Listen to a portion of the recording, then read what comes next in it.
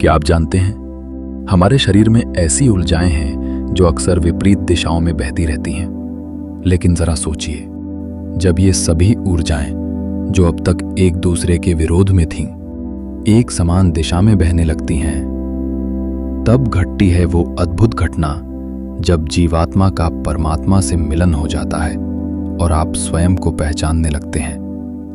यही क्षण है आत्म साक्षात्कार। सबसे पहले बात करते हैं इस ऊर्जा की, उस अद्भुत शक्ति की जो हमारे भीतर बहती है। ये कोई साधारण बल नहीं, बल्कि हमारे जीवन की दिशा और चेतना का स्रोत है। हमारे भीतर 5 प्रमुख वायुएं प्रवाहित होती हैं: प्राण, अपान, समान, उदान और व्यान। चलिए पहले समझते हैं प्राण और अपान वायु के रहस्य को। प्राण वायु छाती से ऊपर की ओर और अपान वायु नीचे मूलाधार की ओर बहती है, एक ऊपर एक नीचे। और यही द्वंद्व जीवन को गतिशील रखता है। परंतु जब योग और ध्यान के अभ्यास से इन दोनों का संतुलन साध लिया जाता है, तो ये विपरीत धाराएं एक केंद्र पर आकर एक हो जाती हैं। सूर्य और चंद्र का संतुलन। अब आइए समझते हैं ऊर्जा के इस प्रवाह को सूर्य और चंद्र के संतुलन से। हमारे शरीर में 2 मुख्य नाड़ियां होती हैं: इड़ा, नाक की बाईं ओर चंद्र नाड़ी, और पिंगला, नाक की दाईं ओर सूर्य नाड़ी। इड़ा ठंडी, शांत स्त्रीलिंग ऊर्जा का प्रतीक है, जबकि पिंगला गर्म, सक्रिय पुरुष ऊर्जा का प्रतीक। जैसे दिन और रात का संतुलन जीवन को बनाए रखता है, वैसे ही जब ये दोनों नाड़ियां संतुलित होती हैं, तो इनके बीच स्थित सुषुम्ना नाड़ी जागृत हो जाती है। यही नाड़ी रीढ़ की हड्डी के मध्य से सहस्रार तक जाती है और यहीं से कुंडलिनी शक्ति का उदय होता है। जब ये शक्ति सहस्रार तक पहुंचती है, तब होता है अनुभव ईश्वर साक्षात्कार। अब आइए समझते हैं रज और रेतस के एकीकरण का रहस्य। ये कोई शारीरिक मिलन नहीं, ये है ऊर्जात्मक मिलन। जब संयम, ध्यान और शुद्ध जीवन के माध्यम से इन ऊर्जाओं को रूपांतरित किया जाता है, तो ये ओज, तेज और वीर्य में परिवर्तित हो जाती हैं। यही क्षण होता है जब स्थूल शक्ति सूक्ष्म ऊर्जा में बदल जाती है।